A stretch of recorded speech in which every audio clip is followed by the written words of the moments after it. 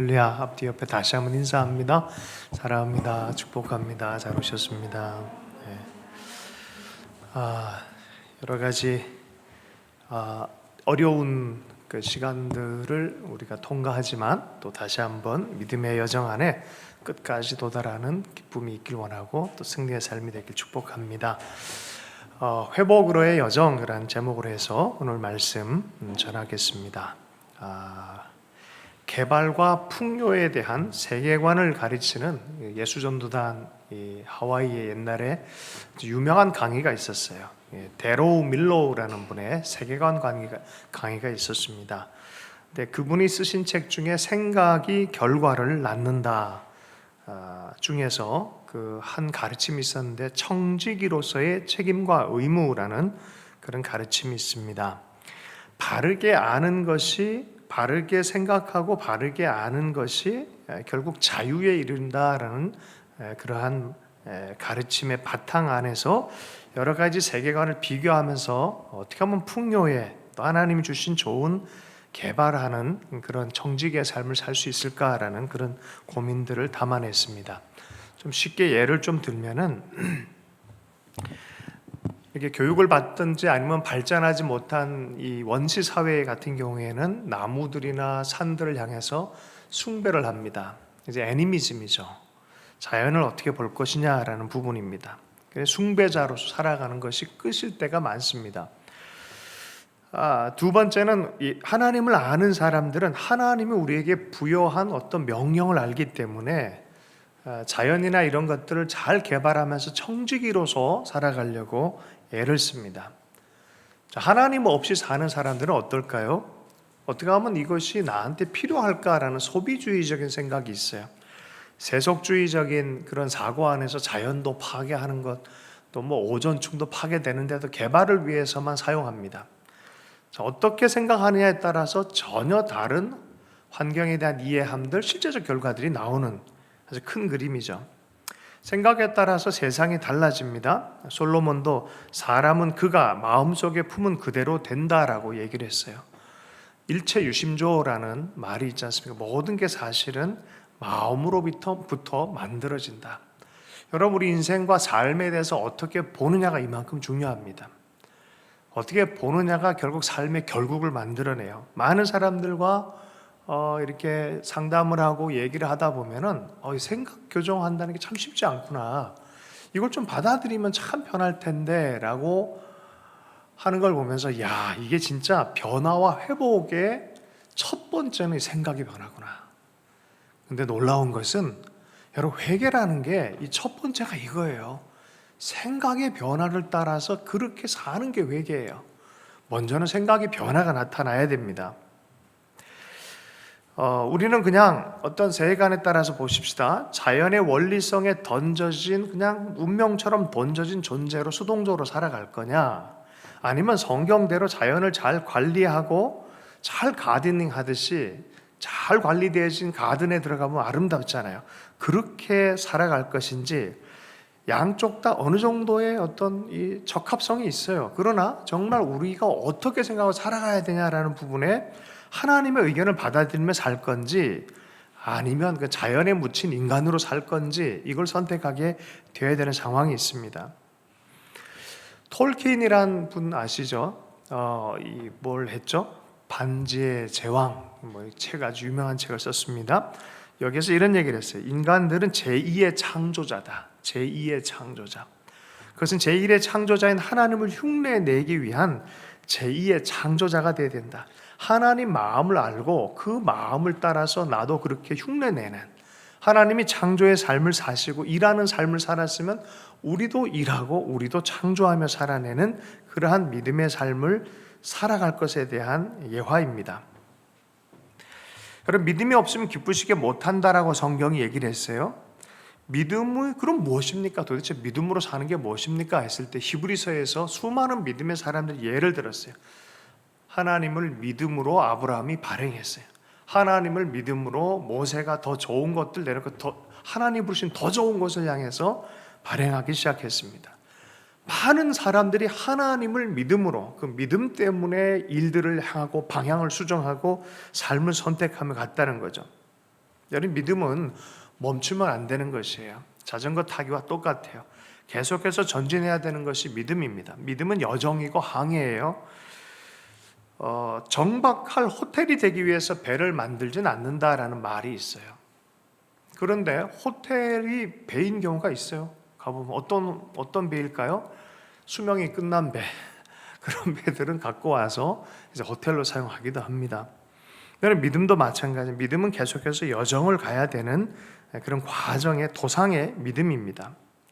많은 사람들이 머물러 버림으로 말미암아 자기 삶에 변화시켜야 될 빈곤을 변화시키지 않고 자기 삶 안에 두려움의 지배를 떨쳐내질 못하고 그냥 거기 주저앉아 버리는, 그냥 자연처럼 그냥 심겨진 데 그냥 있어 버리는 그런 이 상황들이 많이 있습니다. 심지어 있는 것조차도 빼앗길 수 있는 과정이 있어요. 우리 예수님께서 달란트 비유할 때 이거 두고 묻어버려요. 왜요? 주인에 대한 잘못된 생각 때문에 그래요. 주인이 인색하고 주인이 두렵게 느껴지는 거예요. 하나님이 인색하고 하나님이 두렵게 느껴지는 거예요.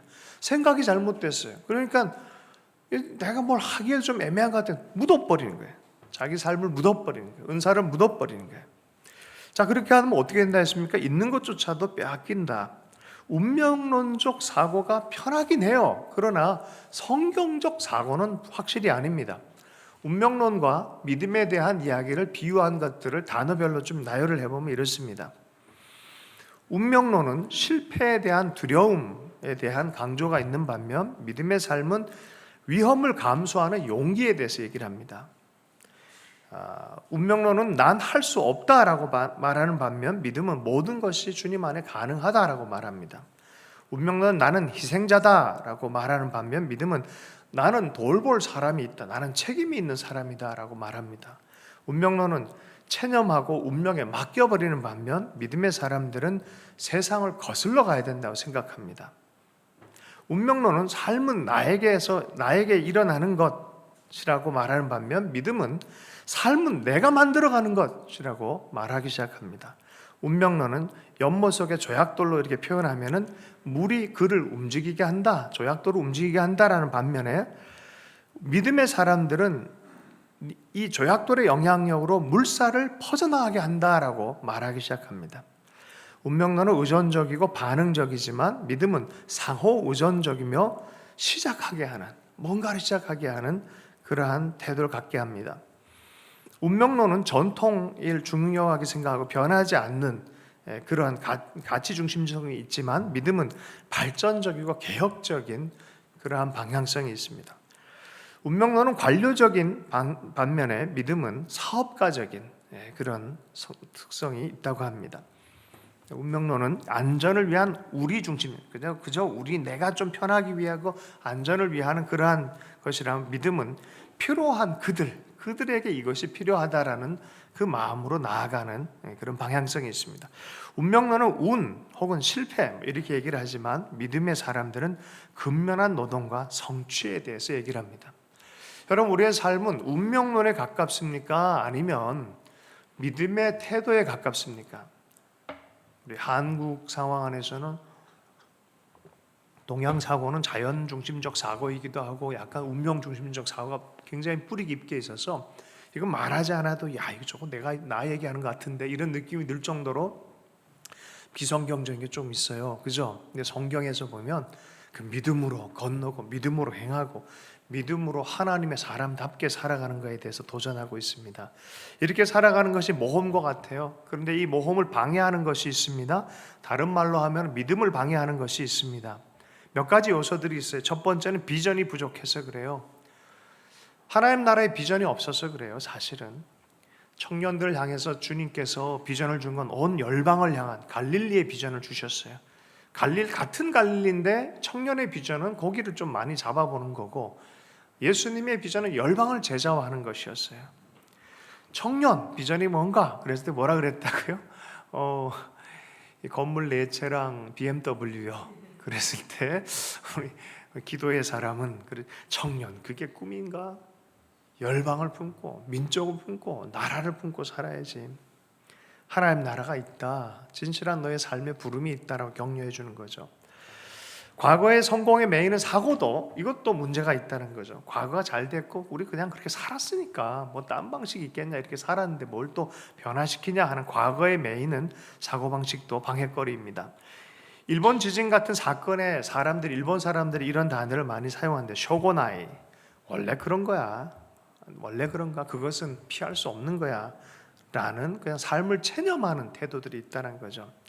실패에 대한 두려움, 체면을 잃어버릴 거에 대한 두려움, 미래에 대한 두려움, 단순한 이기주의적인 그러한 것들, 이런 모든 것들이 믿음과 모험을 방해하는 것이다 라고 말합니다. 예수님은 하나님 나라를 위해서 위험을 무릅쓰고 뛰어들지 않는 사람들을 향해서 뭐라고 얘기한 줄 아십니까? 충성되지 못한 사람이라고 강하게 책망했다는 게 성경의 의견이에요. 뭐 그것까지 책망하시나 싶은데 가만 보니까 맞아요. 책망을 했다는, 그렇게 살지 못하고 뒤로 물러나고 편한 자리에 있으려 하는 것들에 주님께서는 책망하셨다는 거예요. 너의 삶의 기회로 영혼을 살리고 하나님 나라의 일들을 계속 가져가라라고 말씀하고 있습니다. 그러므로 여러분 신앙은요, 모험 안에서 계속 발전하고 앞으로 나아갈 수 있길 원합니다. 계속해서 꿈을 더 꿀 수 있길 축복합니다.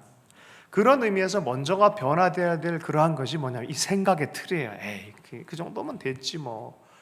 이걸 뛰어넘으란 소리. 그 생각하는 생각을 변화시키라는 거예요. 먼저 회개가 일어나야 제자된 삶이 되어지는 거예요. 에이, 뭔 예수님을 따라가는데 무슨 영화를 맛본다고. 목적이 딴 데 있으니까 예수님이 다르게 제대로 안 보이는 거예요. 그러나 예수님에 대해서 하나님의 의견으로 아멘으로 받기 시작하면 내 삶에 전혀 다른 플랫폼이 시작이 되어진다니까요. 아멘이십니까? 네, 두려움에서 믿음으로 바꾸려는 생각의 변화, 이것이 바로 회개가 필요하다는 것입니다. 진실한 회개는 마음의 변화로부터 시작합니다. 그래서 몇 가지가 있어요. 회개에는 사회의 죄, 개인의 죄를 인정하는 거예요. 공동체라면 그 공동체가 잘못된 태도로 있었다는 것을 회개하는 거예요. 개인적인 부분에는 내가 잘못된 태도로 살았구나, 그 죄에 대해서 하나님 앞에 고백하는 것입니다. 두 번째는 근본적으로 변화할 수 있다는 믿음이 있어야 돼요. 그 인식을 새롭게 해야 돼요. 옛날에도 해봤는데 안 되더라고. 이게 뭐 그러면 안 되는 거예요. 그게 조고나이에요. 뭐 어쩔 수 없는 일이지 하고 이렇게 가버리는 거죠. 세 번째는 전혀 다른 미래를 마음에 그릴 수 있는 능력이 있어요. 회개라는 게. 가자, 약속의 땅이 있다라고 주님 말씀하죠. 그 미래에 대한 그림이 그렸을 때 비로소 또 추진력도 생기는 것이죠. 그걸 하다가 보면 미래에 닥칠 여러 가지 위험들이 있다는 걸 알고 감수하고 대가 지불할 용기를 갖고 나서는 것이 바로 믿음인 것입니다. 이것이 믿음이에요. 생각의 변화에 따라서 실행을 하는 것이죠. 그러지 않는다 그러면 우리의 삶은 전혀 성경적으로 살지 않았는데 그리스도인이란 이름만 가져가고 싶은 사람들일 수 있을 가능성이 큽니다. 여러분, 우리 진짜 그리스도인들 됐으면 좋겠습니다. 할렐루야. 네. 오늘 오신 한 분 한 분의 삶 안에 오늘이 아주 특별한 날이 됐으면 좋겠어요. 네. 닐 콜이라는 분이 교회에 대해서 연구한 학자이면서 교회 개척 운동가인데, 이분이 참 이 마약을 하는, 성도가 마약을 하는 거 예술 전했는데 예술 믿었는데 이 아이가 예수님 영접했던 기분이 너무 좋다고 그날 저녁에 하던 대로 또 마약 파티를 한 거예요. 너무 기분이 좋아서 너무 은혜가 있어가지고 마약을 또 이렇게 한 거예요. 그러니까 이게 목사님 만났는데 이게 좀 그렇잖아요. 계속 애가 편한 것 같기도 한데 아닌 것 같고 계속 이러니까 목사님 한마디 했대. 너는 나쁜 땅이다. 말씀이 이미 뿌려졌는데 너는 나쁜 땅이다 하고 딱 돌아서려니까 애가 충격을 먹은 거예요. 충격을. 내가 나쁜 땅일 수도 있구나. 그래 충격을 먹고 이거 어떻게 할까 하다가 진짜 진실하게 말씀에 반응하게, 나는 마약 먹고 이러는데 삶이 진짜 변할까 하다가 자기가 구조적으로 친한 사람이 있는데 마약 판매상이라는 거예요. 생각하다가 마약 판매상에게 복음을 전하면 저 사람이 변하면 나도 변하겠다는 결론을 내린 거예요. 그랬더니 목사님이 따라가려고 그랬더니 목사님 오지 말라 하는 거예요. 왜냐면 목사님 생긴 게 몸이 커가지고 경찰인 줄 알고 다 도망갈 거라고. 날 봤더니 마약 판매상이 여자였어요. 그 복음을 전해서 그곳에서 교회를 세운 얘기를 하는 거예요. 변화가 일어날까? 일어날 수 있다. 일어날 수 있다. 그 믿음 안에서 일들이 일어나는 거죠. 윌리엄 캐리가 그런 얘기를 했어요. 하나님을 위해서 위대한 일을 기대하라, 하나님을 위해서 위대한 일을 시도하라 라고 말해요.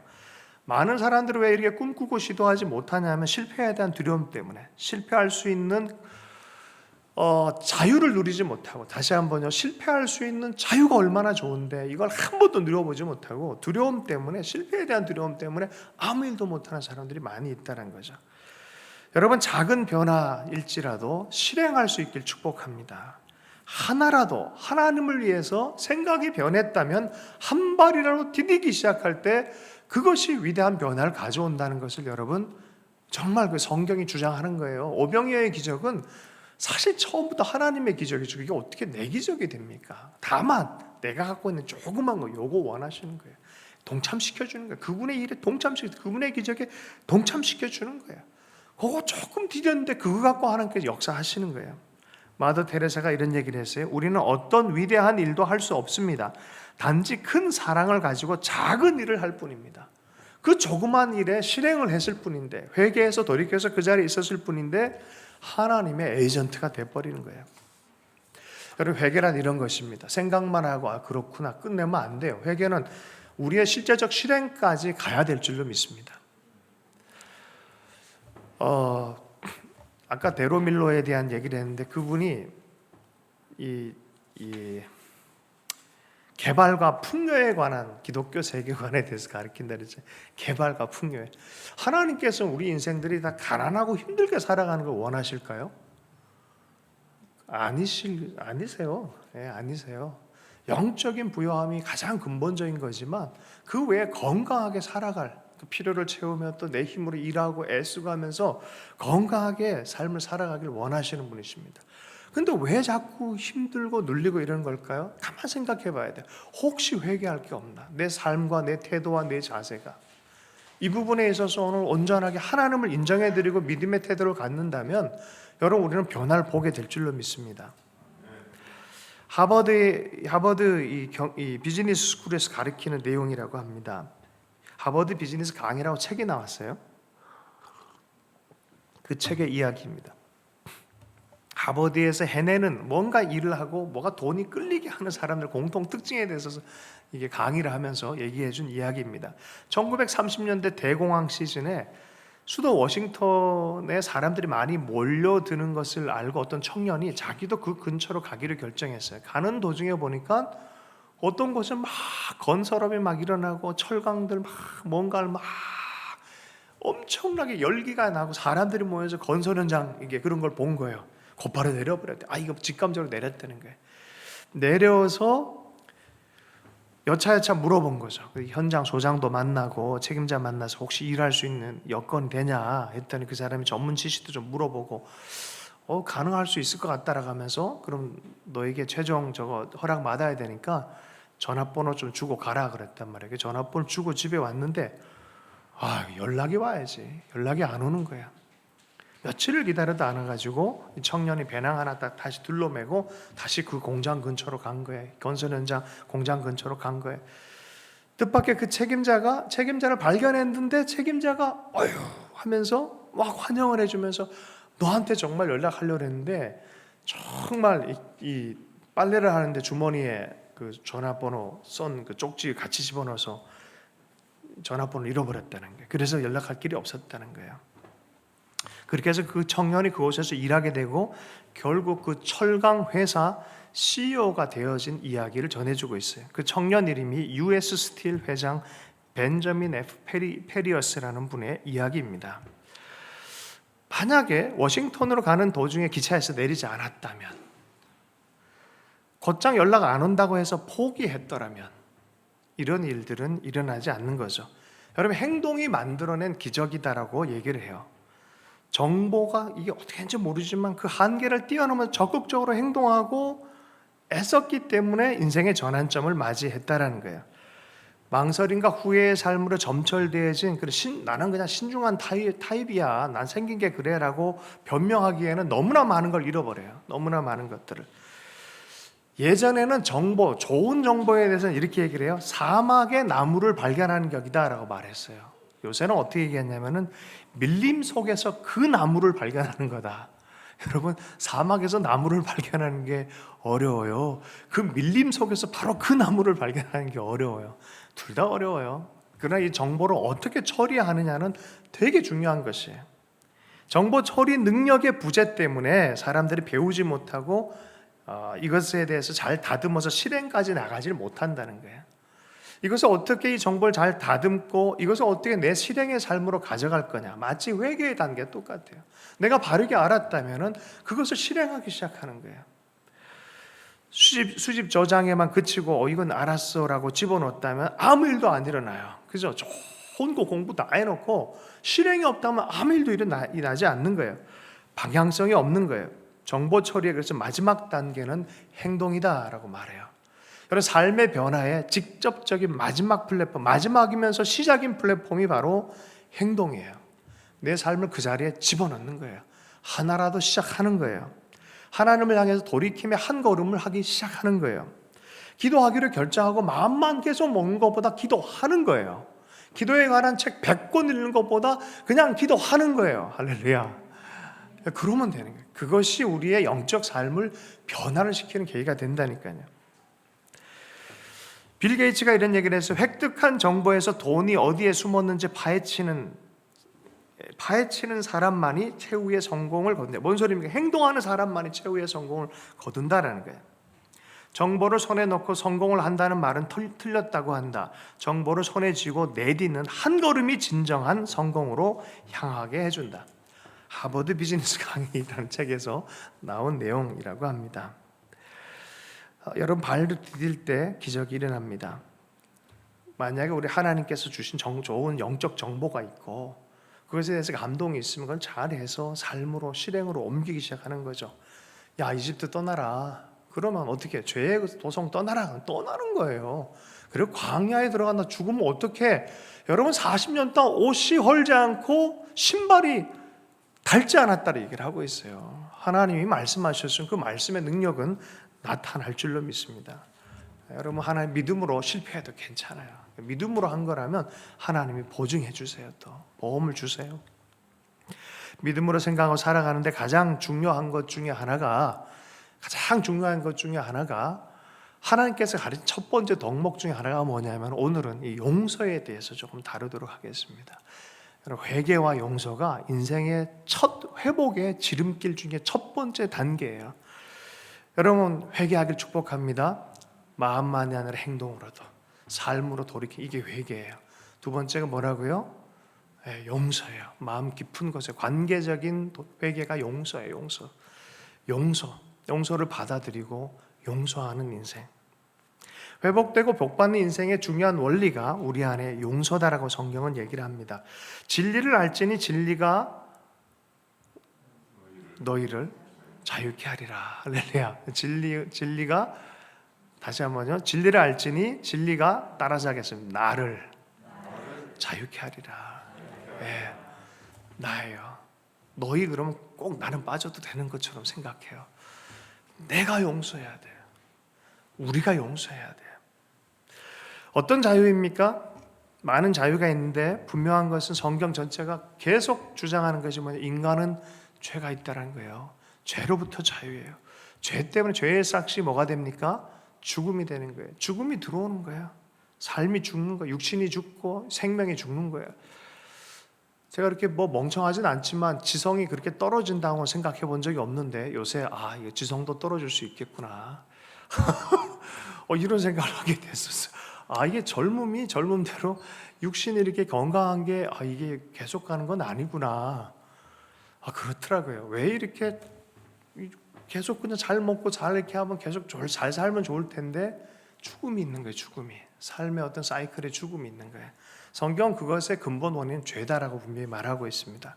인간의 죄와 죽음의 무게가 있다라고 얘기를 해요. 피할 수 없는 죄와 죽음의 무게가 있다. 중세의 영성가들 또 로마 장군들, 승리한 장군들에게는 반드시 사람이 이게 옆에 붙어서 큰 소리를 부르게 했어요. 승전가를 부르며 올 때 또 뒤에서 이게 너무 과대망상 되지 않도록 옆에서 항상 얘기하게 한 게 뭐냐면 메멘토 모리예요. 메멘토 모리. 이게 뭔 소리냐? 네. 항상 죽음을 기억해라 이런 소리예요. 메멘토 모리, 메멘토. 옆에 계속 외쳐주는 청년이 있었다는 거예요. 너 이렇게 굉장히 굉장한 것처럼 얘기하죠. 야, 너 그거 죽을 사람이다. 너 이제 곧 죽는다. 삶 안에 겸손할 것을 얘기하는 거예요. 삶 안에 하나님의 마음을 잃어버리지 말아라라는 것을 끊임없이 얘기해 준 게 메멘토 모리입니다. 일전에도 한번 보여준 영상이 있어요. 이전에 오스트리아 제국 합스부르크 왕가의 장례식. 한번 다시 찾아서 재밌을 거예요. 오스트리아 장례식 이렇게 치면 거기 나와요. 영상. 짧은 영상. 근래에도 어떤 왕이 돌아가셨는데 그 장례식 안에 참 감동이 돼. 다시 봐도 감동이 됩니다. 어떤 지역의 왕이고 어떤 각 지역 각 나라의 최고의 통수권자이고 군대의 감찰관이고 합스부르크 대공입니다. 땅땅땅 문 열어주십시오. 관을 딱 들고 있어요. 뒤에 문 열어주십시오. 교회 문을 열어주십시오. 장례식장이 다 안에 있잖아요. 교회 안에 열어줘요? 안 열어줘요? 수도원장, 그 교회 원장님이 안 열어줘요. 나 잘 모른다. 예수님을 대표해서 나 모른다. 근래 장례식에 똑같이 유럽 연맹의 의장이시고 어디 박사이시고 뭐의 소유자시고 안에서는 이렇게 들려요. 나 너 모른다. 나 모른다.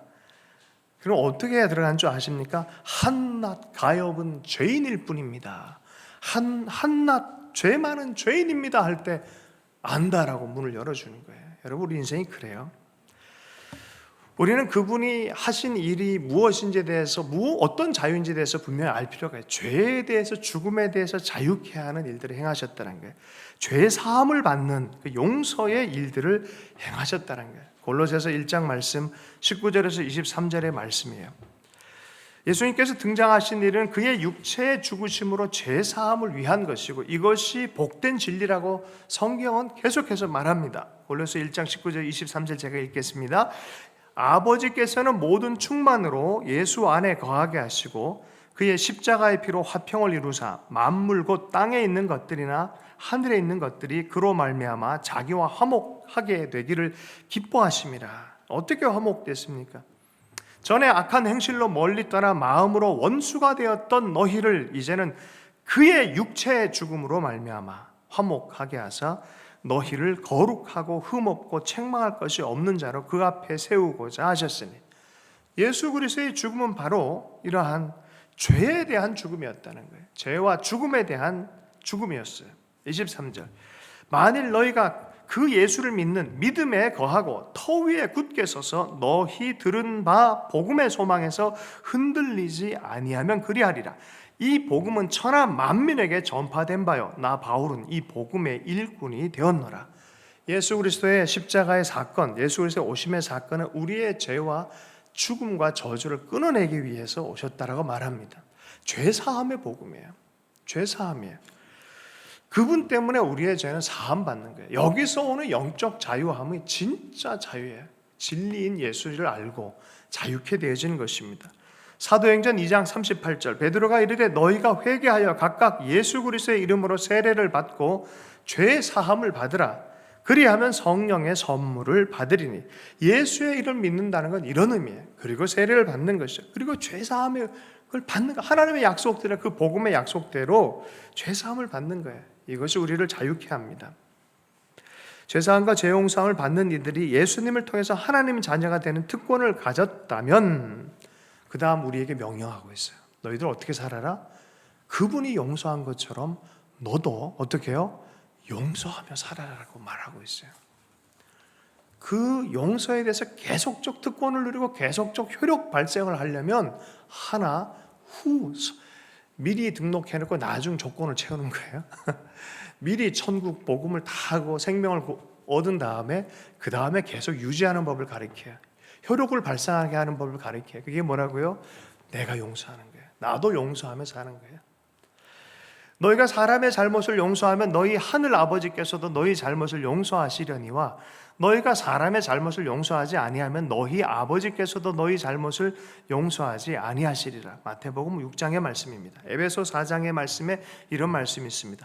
서로 친절하게 하며 불쌍히 여기며 서로 용서하기를 하나님이 그리스도 안에서 너희를 용서하심과 같이 하라. 하나님이 예수 그리스도를 통해서 우리를 용서한 것처럼 생명을 주면서 용서해라라는 거예요. 용서해야 된다는 거예요. 골로새서 3장 13절 누구에게 불만이 있거든 서로 용납하며 피차 용서하되 주께서 너희를 용서하신 것 같이 너희도 그리하고. 용서 못해서 갈라지고, 용서 못해서 깨지고, 용서 못해서 병나고, 용서 못해서 자기 스스로도 감옥에 갇힌 것 같은 삶을 살아요. 이렇게 설교할 때 혹시 떠오르는 사람이 있다면 주의 성령께서 말씀하는 줄 믿고 용서하는 은혜가 있기를 원합니다. 하나님을 인정하고 믿음의 사람으로 돌이키는 회개와 이 하나님의 축복을 계속 누리도록 하는 이 죄 용서에 대한 삶의 방향은요, 평생 가야 될 여정입니다. 한 번 용서했다가 아니에요. 예수님 우리에게 가르친 용서는 어떤 겁니까?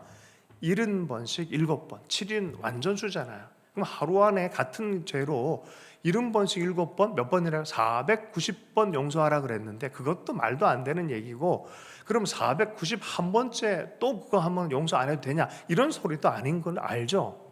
어떻게 해요? 존재 자체를 용서하는 인생이 되라는 거예요. 그냥 용서하는 인생이니까 용서가 되는 거예요. 그렇게 부름받았어요, 우리는. 그냥 용서하는 인생으로 부름받았다면 용서하는 거예요. 이거는 목사라고 용서를 잘하고 뭐 장로님이라고 용서를 잘하고 이런 거 아니에요. 용서는 그냥 계속 하는 거예요. 할렐루야.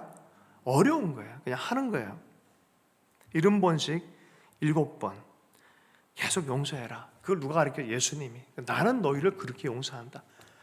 한 번도 용서하지 않으려는 모습으로 너희들을 분석하는 모습으로 바라보지 않는다는 거예요. 어떤 모습으로 와도 용서할 준비를 하고 있다는 거예요. 용서하면서 산다는 거예요.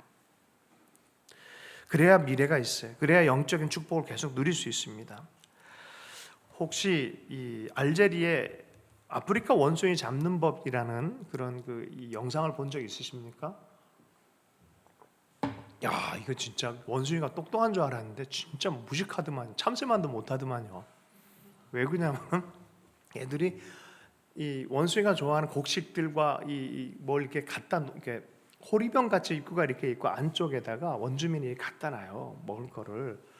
그러면 원숭이가 딱 지켜보고 있다 사람이 없으면 푸르륵 날아가가지고 손을 싹 뻗어요. 그런데 들어갈 때는 주먹이 안 젖어 있잖아요. 그러니까 쉽게 들어가. 그럼 안에 있는 건 어떻게 돼? 꽉 잡어. 이 주먹 쥔 상태로 이게 안 빠져나와. 근데 이 원주민이 이 원숭이를 잡으려고 이따다 하고 달려가지도 않아. 그냥 천천히 가가지고 톡 때리, 탁 잡아버려. 줄로 딱 묶어버려요. 여러분 잘 보세요. 이게 두 가지 생각할 필요가 있어요.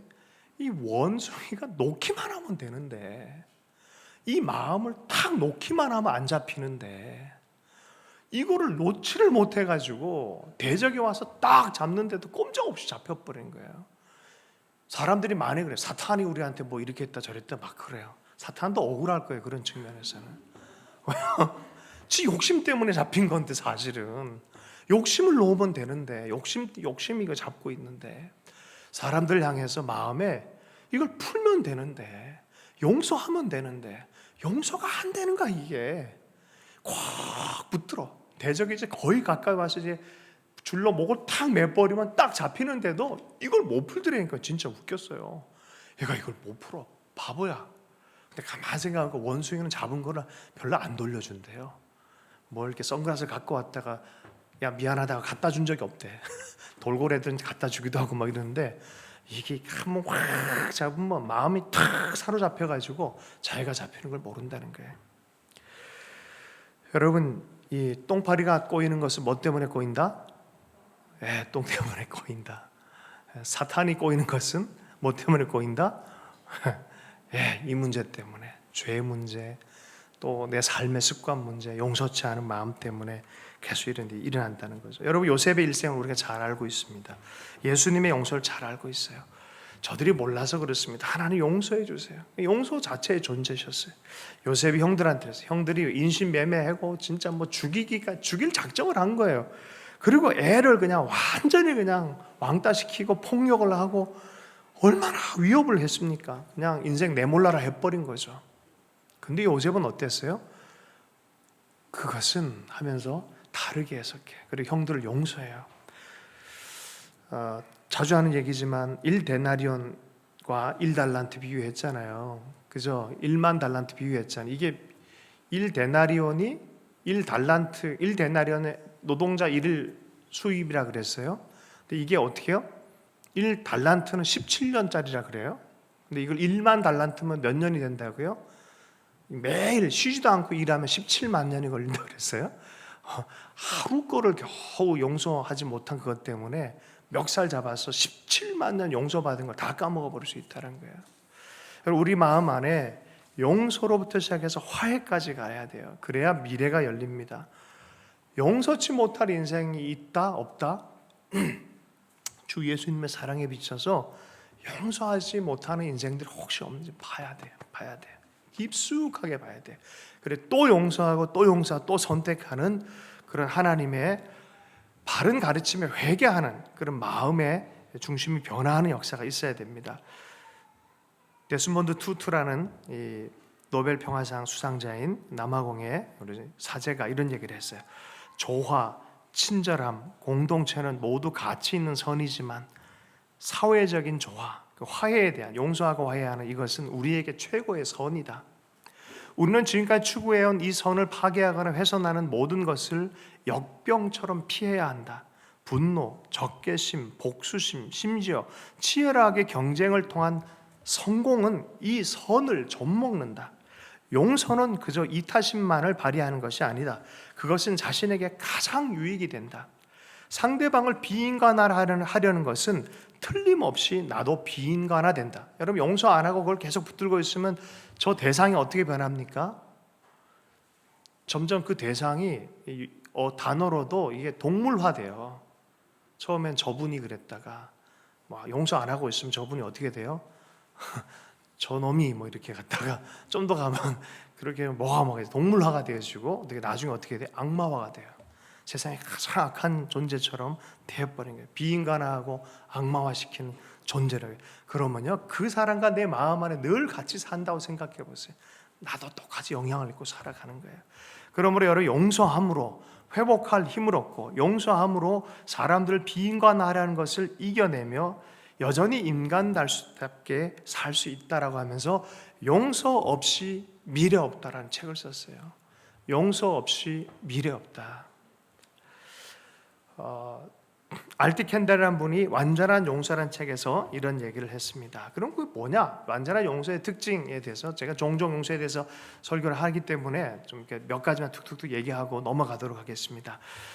어떤 일을 행했는지 알면서도 용서하는 거예요. 고통스러운 거예요. 이거 쉬운 거 아닙니다. 고통스럽지만 그렇게 하기로 결정하는 거예요. 용서를 결정하는 거예요. 두 번째, 사랑을 선택하는 거예요. 악하게 계속 생각하는 걸 포기하는 거예요. 사랑을 선택하는 거예요. 사랑을 선택하는 거예요. 세 번째, 내가 처벌하려는 것을 거부하는 거예요. 내가 평생 용서하나 봐라 라고 하면서 너를, 딴 사람은 몰라도 너를 나의 마음의 감옥에 절대로 꺼내주지 않으리 하면서 자기도 그 감옥 안에 같이 들어가 있어. 열쇠는 자기가 들고 있으면서 처벌하는 것을 끝까지 하는 거예요. 근데 처벌을 거부하는 거예요. 그래서 완전한 용서는 처벌을 스톱하고 거부하는 거죠. 그 다음에 모든 것이 합력해 선을 이루게 한다는 하나님의 의견을 받아들이는 거예요. 그게 안 하면 계속 그 사람의 악한 것을 계속 말한다는 거예요. 네가 어땠고 저땠고 계속 얘기를 한다는 거예요. 저도 어느 날 이게 탁 발견됐어요. 요 근래도 발견됐어요. 계속 말하고 있었구나. 누군가에게 계속 말하고 있었구나. 이거 문제가 심각하구나. 이게 참 어렵구나라는 생각을 하게 됐습니다. 너희의 아버지와 같이 너희도 자비하라 그랬어요. 자비를 대하고 인자하라고 말했습니다. 마음에 원한이 없어야 되는데 원한을 계속 품고 있는 어떤 모습이 있다면 내가 뭔가 용서하지 않은 것이 있다는 걸 알아야 돼요. 여러분 근데 어떤 사람을 상담하다가 귀신이 드러났어요. 그런 영적 현상들이 있잖아요. 막 소리치고 알고 보니까 근데 이제 이건 실제로 있었던 어떤 목사님이 실제로 있었던 일인데 근데 이 자매 안에 정말 처참한 삶의 스토리가 있었어요. 그 사이에 분노, 적개 여러 가지 들어가서 귀신이 막 역사하는데 막판에 대장 같은 게 있었다는 거예요. 근데 가만 보니까 네가 너에게 나쁘게 한 그 사람을 지금도 분노하냐? 그렇지 않다는 거예요. 근데 뭐가 있냐 막판에 자기 자신을 죽이고 싶어하는 마음. 그게 딱 도사리고 있더라는 거예요. 자기를 미워하는 거. 이게 뭐예요? 자기를 용서하지 않은 거. 여러분, 이 맨 마지막에 용서는 뭔지 알아요? 궁극적으로 이 모든 거 막판에 사람들 힘들면 막판에 하나님을 원망해요. 하나님이 계시면 하면서 이상하게 사람들 그래요. 그래서 마지막에 있는 용서는 뭐냐? 하나님을 용서해 드려요. 잘못한 분도 아닌데 하나님을 용서해 드리는 것이고, 두 번째는 자기를 용서하는 거예요. 이게 동전의 양면처럼 있어요. 그리고 용서는 어떻게 보면은 정말 나를 위해서 해야 되는 거예요. 여러분, 용서해야 살아납니다. 우리 알잖아요. 이 회개는 돌이키고 실제로 실행해야만 살아나는 거예요. 용서의 삶을 살 때 하나님이요, 놀라운 이 변화를 가져오게 한다고 성경 분명히 얘기하고 역사에도 증언이 있습니다. 8.15 광복절 주간입니다. 1945년 8월 15일 광복됐고, 48년 8월 15일은 이제 남한 정권이 시작이 되어집니다. 북한과 딱 나눠져요. 기독교와 통일에 대해서 조금 새롭게 회개하는 것과 용서와 더불어서 짧지만 몇 가지 좀 나누고 싶습니다. 우리 한반도 안에 많은 분열이 있어요. 지금 남과 북 문제, 동과 서 문제, 세대의 문제. 이것이 실제적으로 전 세계에서 있는 어떤 갈등 구조가 이 한반도에 다 들어와 있어요. 참 한반도에 있는 성도들 또 사람들이 어떻게 보면 불쌍해요. 자기들이 하지도 못한 한 일이 아닌데 이렇게 외세에 의해서 이렇게 갈라질 수밖에 없고, 또 정치적인 맥락에 따라서 이쪽 파가 되면 저쪽 파가 안 보여. 또 민주체제 자체가 양당화가 되어지고, 또 컴퓨터, 인터넷 통해서 많은 정보가 많은 시대에 강하게 얘기한 사람들만이 살아남으니까 양극단의 얘기를 하다 보니까 이쪽 얘기를 들으려고 하질 않아요. 이런 식으로 시대가 양극화가 되어진 게 이 시대예요. 이 시대인데 또 분열이 된 곳에서 그런 일들이 더 많이 일어나니까 한반도는 이게 너무나 힘든 시간입니다.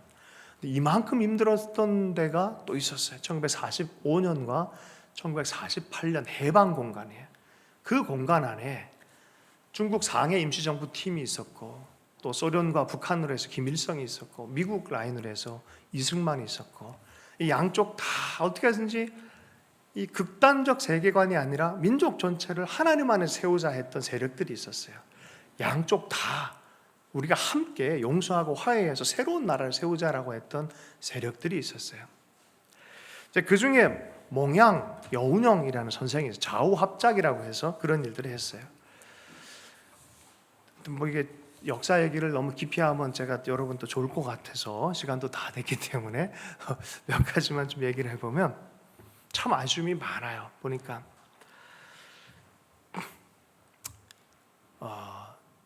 조금 할까요?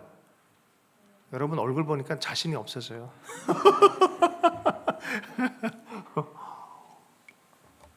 두 페이지만 이제 말씀이 좀 마무리가 되고 있습니다. 자, 이게 역사에 대한 얘기니까 조금 한 번은 기회를 잡아서 해야 될 것 같습니다. 김구, 여운형, 이승만, 김규식, 이분들의 특징은 다 예수를 믿는 사람들이었어요.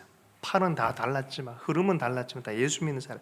김구는 27살 때 기독교에 귀의를 했고요, 교회 학교 교사였고, 안창호 동생인 동생과 더불어 또 주일학교도 같이 섬겼고요. 임시정부 주석이 되었을 때도 교회와 주일학교를 운영했고, 그때에도 주일학교 학생을 가르치는 일들을 멈추지 않았어요. 한국에 광복 이후에 돌아와서도 새벽 예배를 늘 드리는 분이셨고요.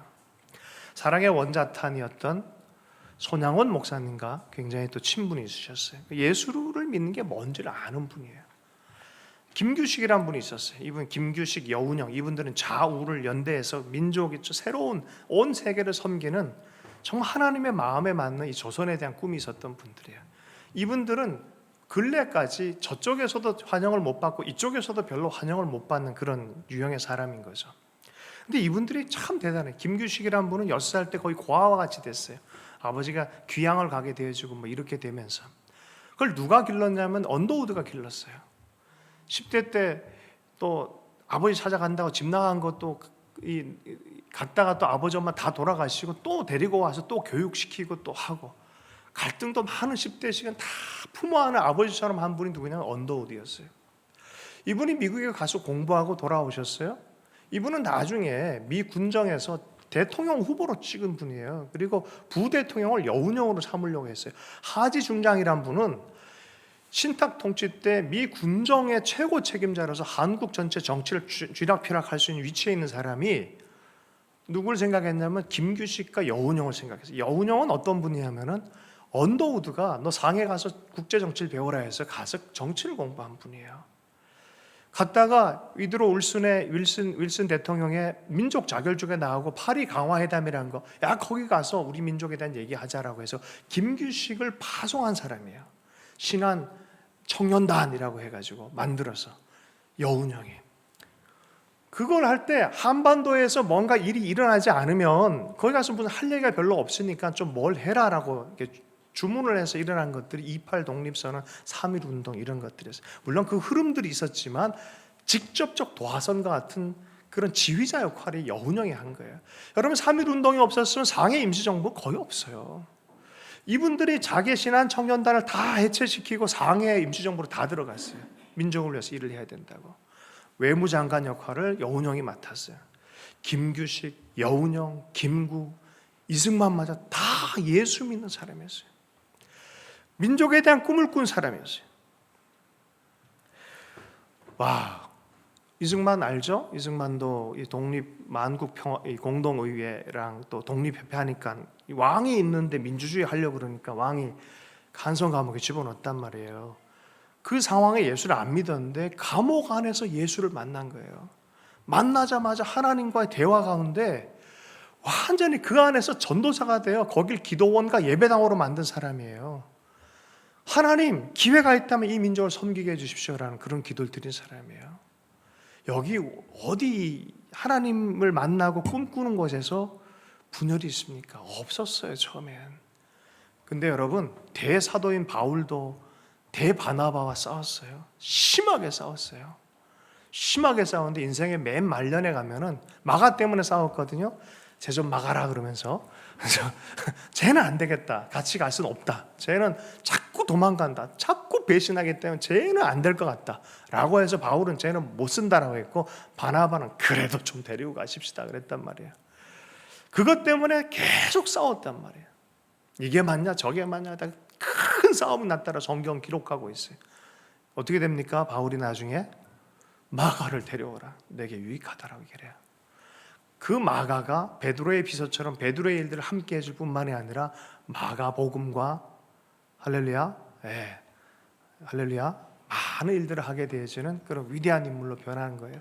그런 꿈을 꿔야 돼. 크게 부딪히고 싸웠다고 해서 끝날 것이 아니라 그가 누구인지 하나님 앞에 좀 하나님의 마음으로 바라봐야 돼. 회개하고 용서하고 새롭게 하는 곳에서. 참 인생이 아이러니한 게, 역사도 아이러니한 게 김일성을 또 대신 길렀던 분이 우리 한국의 유명한 정말 존경받는 리더가 있었어요. 손정도 목사님이라고. 이분이 아버지가 친구여서 아들을 맡겼는데 아들이 바로 김일성이야. 그 안에서 성경도 배우고 할 것 다 했어. 그런데 나중에 소련 쪽으로 가면서 공산 사상에 물들어지고 그 안에 너무 그거 하나밖에 모르다 보니까 공산 쪽으로 훅 넘어가 버린 거예요. 진짜 아들은 누구냐? 손원일 제독이라고 있어요. 남한 쪽에서 군대를 제일 먼저 이렇게 하고 제독 역할을 했어요. 진짜 이 얘기 들어보면 아이러니해요. 북한에서 모르게 배로 공습을 딱 내려오는데 한국의 제독이 저희 가서 진짜 통통배 같은 거 어떻게 포신 하나 달아가지고 겨우 데리고 온 배 하나가 하와이 들렸다가 성금 다 마련해가지고 탁 데려오는데 사람이 다 울었어요. 왜 울었냐면 너무 초라했어. 그런 배가 딱 들어오는 그 시점에 이 모르게 북한에서 배가 온 거야. 마침 딱 교전했는데 딱 드러내버렸네. 이겨버렸네. 이게 백두산호에 대한 얘기예요. 영적인 이게 이 자기가 길렀던 아들이 있고 진짜 아들 손원일 제독과 김일성 사이에 일어난 그 전쟁 바로 전에 있었던 비화입니다. 한국 아무리 봐도 이거는 그냥 생긴 나라가 아니에요. 하나님이 부흥과 더불어서 역사 전체에 알게끔 하고 있어요. 지금 알게끔 하고 있어요. 자, 그런데 미래로 나가려면은 고집 부려서는 안 돼요. 고집 부려서는 안 돼요. 내 위주로 생각해서도 안 되고 진짜 하나님 앞에 회개해야 되고 진짜 하나님 앞에서 주님이 용서한 것처럼 우리가 용서해야 돼요. 아내와 남편 사이도 용서해야 돼요. 서로가 동역자다 안에도 용서해야 돼요. 용서하지 않으면 살아남을 길이 없습니다. 제가 이 얘기로 말씀을 오늘 마무리하려고 합니다. 시몬 페레스 얘기를, 제가 시몬 페레스라는 이스라엘의 정치인을 이게 참 좋아하게 되어졌는데, 이분이 이스라엘에 살아있는 정치인이에요. 좀 군인으로 시작했다 마지막에 평화운동가로 삶을 마무리하는데, 뭐 외교부 장관, 국방장관, 총리, 대통령 뭐 다 했어요. 뭐 있는 거 없는 거 다 한 분이 평생 20대 때 정계에 입문해가지고 평생을 살았는데, 이분의 삶 전체를 두고 가지고 있는 말씀의 좌우명이 뭐냐면 시편 34편 12절과 13절 말씀이에요. 생명을 사모하고 연수를 사랑하며 복받기를 원하는 사람이 누구냐? 내 혀를 악에서 금하며 내 입술을 거짓말에서 금할지어다. 악을 버리고 선을 행하며 회개하며 라는 뜻이죠. 그 다음에 뭔지 아십니까? 화평을 찾아 따를지어다. 용서하고 화해하고 평화를 만든 일을 따라라. 내 생명을 사모하고 연수를 사랑하며 복받기를 원하는 사람이 누구냐? 그러한 길을 걷는 사람이다라고 말해요. 이분이 오슬로 평화협정을 통해서 이 노벨 평화상을 받은 분이죠. 요르단 국왕 후세인을 만나서 런던에서 협의를 하는 건 다 반대했어요. 그러다 그게 좀 어그러진, 국내 사람들이 반대하니까 어그러진 것 때문에 누굴 또 만나게 돼? 피에로의 아라파트를 만난 거예요. 해방기구 사람들, 막 폭력화하고 하는 이런 사람들 다 만나지 마라. 그를 왜 만나냐 했는데, 만나면서 희망을 발견하고 평화를 얘기하고 계속 긴장 상태 이렇게 살 거냐? 아니다. 우리가 힘이 생기고 지혜가 생기고 생긴 만큼 평화를 자꾸 만들어 가야 된다 하면서 결국은 피에로가 평화 협상에 나올 수밖에 없는 힘을 길러냈어요. 그래서 정말 나오기 시작했어요. 여러분 아시죠? 이 아라파트마저도 알티 켄달이라는 분이 마지막에 복음을 전하면서 예수 믿게 되어진 거. 그래서 알티 켄달이 그랬어요. 피에로의 아라파트 의장이 천국에서 만난다 그래도 나는 이상히 여기지 않을 거다라고 말했어요. 여러분, 이러한 평화의 노력들, 용서의 노력들, 이것이 그냥 뭐 정치가들의 문제만이 아니에요. 남아공에서 연합이 일어날 때 보니까 한 분 한 분의 삶, 교회의 스토리 자체가 이렇게 변화가 나타나요. 이러한 일들은 우리 모두의 일이 되어야 될 줄로 믿습니다. 좀 쉽게 좀 얘기를 하도록 하겠습니다. 정치 양극화되어지고 많이 다 자기 자국 이기주의로 돌아가는 이 시즌에 여러분 제일 싫은 나라가 어디입니까?